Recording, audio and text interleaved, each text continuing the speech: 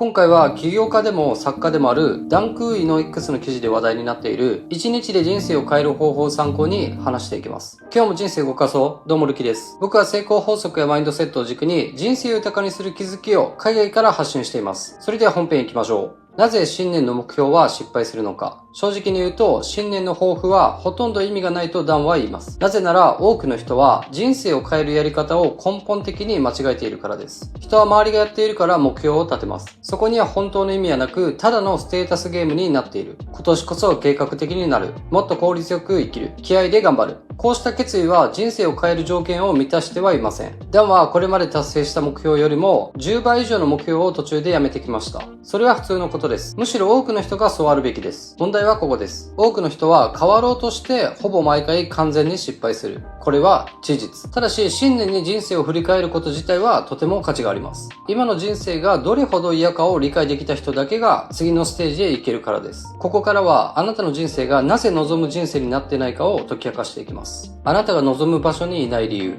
理由その1、そこにいる人間になっていない。人が大きな目標を立てるとき、注目するのは大抵次のどちらかです。1、行動を変える。2、自分という存在そのものを変える。ほとんどの人は表面的な目標を立てて数週間だけ頑張り、その後すぐに元に戻ります。なぜか。腐った土台の上に人生を築こうとしているからと、ダンは厳しく言います。例で考えてみましょう。成功者を一人思い浮かべてください。肉体を鍛え上げたボディビルダー。売上数億円規模の CEO。どんな場でも堂々と話せる人。彼らは無理やり頑張ってその生活をしていると思いますか？実は違います。彼らにとっては、それ以外の生き方の方が不自然なんです。ボディビルダーは不健康な食事をする方が苦しい。CEO はダラダラ寝る方が耐えられない。つまり結果はライフスタイルの副産物なんです。欲しい結果があるなら、その結果を生む生き方を到達前から生きなければならない。痩せたいと言いながら、痩せたら人生を楽しむという人は、ほぼ 100% リバウンドします。なぜなら、その人自体は変わってないからです。痩せてスマートな体型を維持できる人間として生きれば、その結果は後からついてくるんです。理由その2、本当はそこに行きたくない。精神科医のアルフレッド・アドラーの言葉で、言葉ではなく行動を信じろ。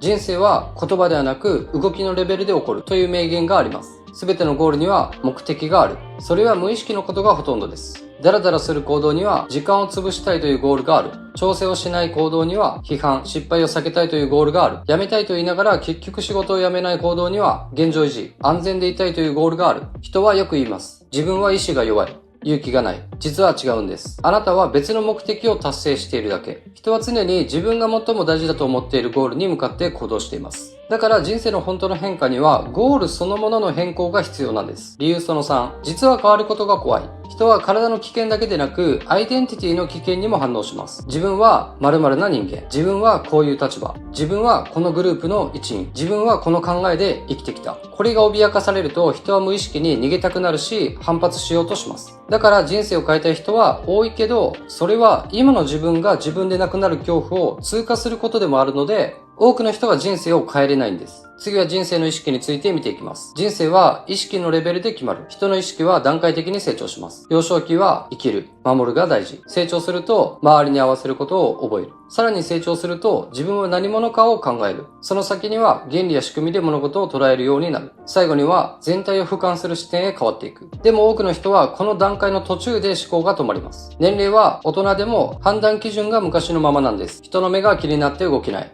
正解がないと決断できない。不安や恐れが行動を止める。意識の段階が止まっているだけなんです。しかし希望はあります。どの段階にいても次へ進む方法は同じ。今の考え方に違和感を持つこと。本当にそうかと問いを立てること。一段上の視点で行動してみること。この繰り返しで人は何歳からでも成長できます。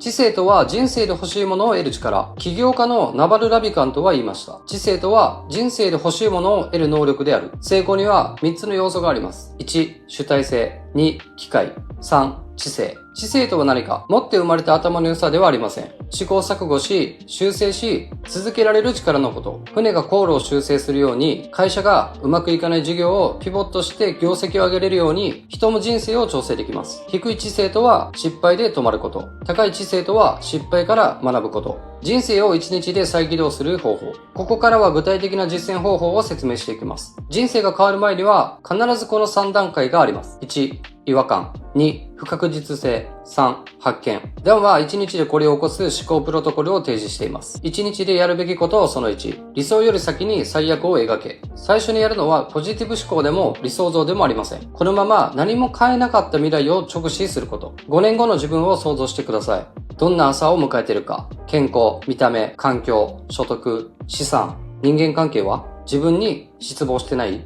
人は憧れよりも嫌悪で動きやすい生き物です。自分はこうはなりたくないという最悪を想像して進む方向を調整するんです。1日でやるべきことをその2、最小のビジョンを作る。次にこう問いかけてください。3年後、世間体を抜きにしたら、本当はどう生きたい？立派じゃなくていい。リアルでいい。あなたの言葉を教えてください。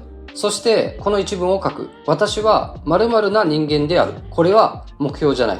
新しい自分の仮説です。僕の場合の3年後の自分像は、より多くの人に人生を豊かにする考え方や旅の素晴らしさを共有できて、自分自身もより人生を楽しんでいる人間である。です。1日でやるべきことをその3。明日やるたった3つのこと。最後に明日やることを3個だけ決めてください。ポイントは1つ。未来の成長した自分なら当たり前にやること。人生は気合や気分じゃなく、小さな成長の積み重ねで変わります。人生をゲーム化せよ。心理学者、チクセント・ミハイが提唱したフロー理論では、明確な目標をかける適切な難易度イコール没頭、幸福、成長につながっていくと言われています。人生をゲームとして設計すると、ビジョンは勝利条件、アンチビジョンは失敗条件、1年目標はメインクエスト、日々の行動はサブクエスト。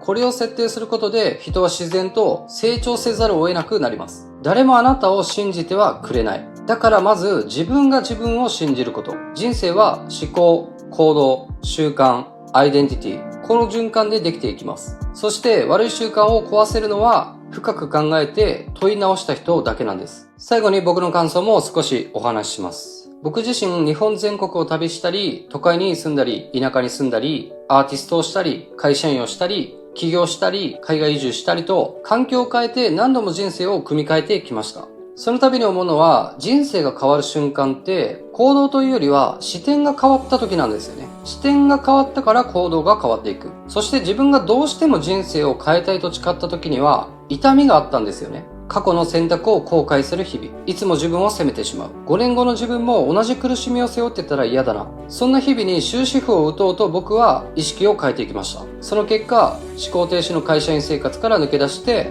起業して今年から海外移住も実現できて、今ある程度の自由を手に入れることができました。自分が変わったから人生が変わっていったんです。ダンが提唱するやり方を実践して、確実にあなたが思い描く人生を手に入れてください。大事なのは、動画を見て満足しないでください。今日の内容を単なる情報だけにせず、あなたの人生に落とし込んでください。このチャンネルではこれからも世界の実業家たちのためになる情報や自己理解や成功法則を軸にあなたの背中を押す発信をしていきます。ここまで見ているあなたは本当にすごいです。その探求心と集中力はすでに変化が始まっている証拠。最後までありがとうございました。ではまた次の動画で会いましょう。